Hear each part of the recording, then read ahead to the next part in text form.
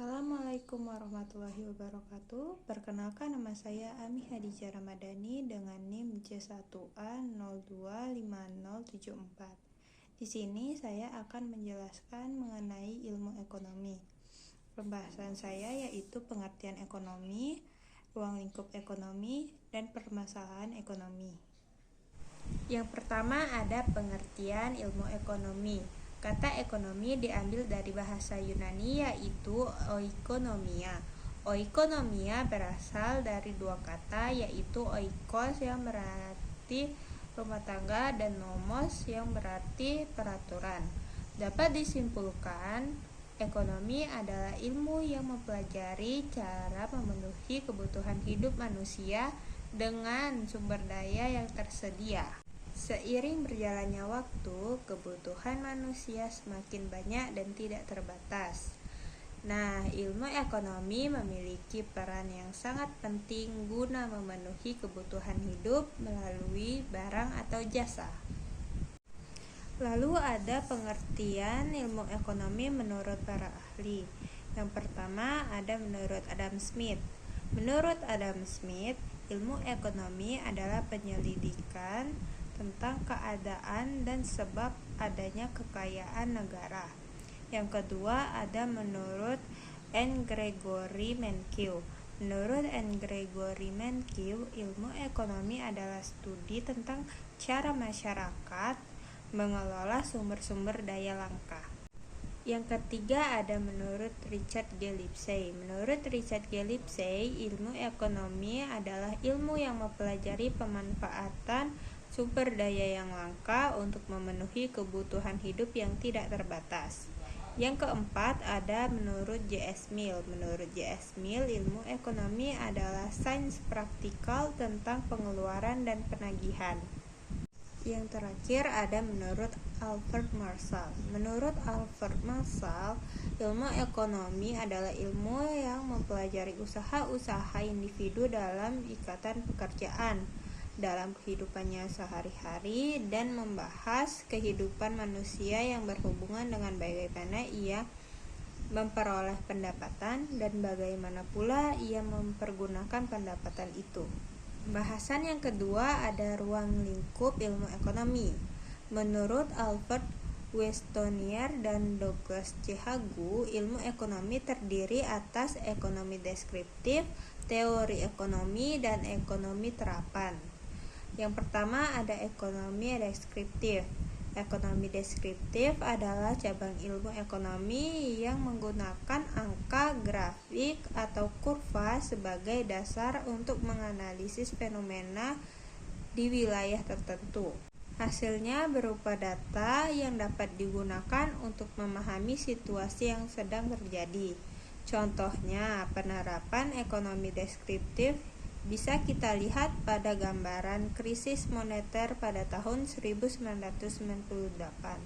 Saat itu, ekonomi Indonesia memburuk akibat tingkat inflasi dan hutang negara yang tinggi. Yang kedua ada teori ekonomi. Teori ekonomi adalah cabang ilmu yang mempelajari pengertian, menjelaskan hubungan sebab akibat, dan cara kerja sistem ekonomi. Di dalamnya terdiri atas ilmu ekonomi mikro dan ilmu ekonomi makro. Apa beda keduanya? Jadi, ekonomi mikro mempelajari bagian-bagian kecil dari keseluruhan kegiatan ekonomi, seperti perusahaan, pasar, perkembangan harga produk, dan alokasi sumber daya yang dimiliki. Dalam mikroekonomi terdapat pembahasan bagaimana konsumen menggunakan pendapatannya untuk membeli barang atau jasa, serta bagaimana produsen menentukan tingkat produktivitas. Lalu ada ekonomi makro. Ekonomi makro mempelajari perekonomian dalam ruang lingkup secara menyeluruh dan lebih besar. Dalam makroekonomi terdapat pembahasan mengenai inflasi dan deflasi, ekspor dan impor, pengangguran, dan perdagangan internasional. Lalu yang ketiga ada ekonomi terapan. Ekonomi terapan adalah teori yang menemukan sebab akibat terjadinya krisis dan mencari solusi untuk menyelesaikan permasalahan ekonomi lewat kebijakan pada bidang-bidang tertentu. Contohnya, ekonomi pembangunan, ekonomi politik, ekonomi industri, ekonomi syariah, ekonomi internasional, dan sebagainya. Pembahasan terakhir ada masalah ekonomi klasik dan modern. Apa itu masalah ekonomi klasik dan modern? Yang pertama ada masalah ekonomi klasik. Menurut Adam Smith, masalah ekonomi terdiri atas 3 hal, yaitu produksi, distribusi, dan konsumsi. Yang pertama ada produksi. Produksi adalah kegiatan menghasilkan barang atau jasa.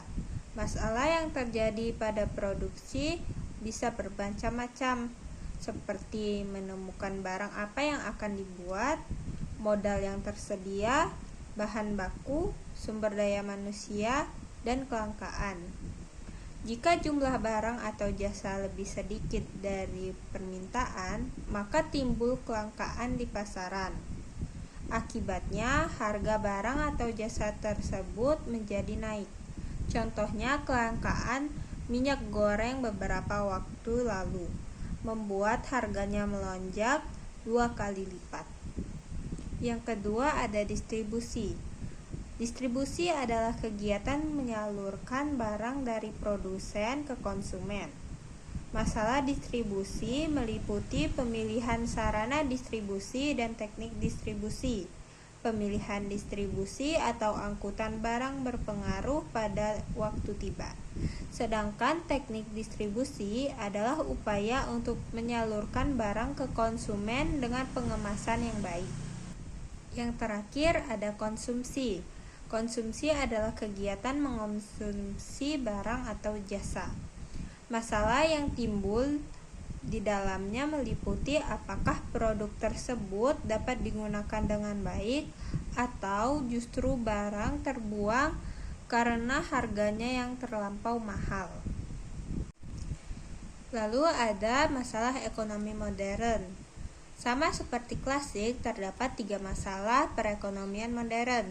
Yang pertama, what? Produk apa yang akan diproduksi?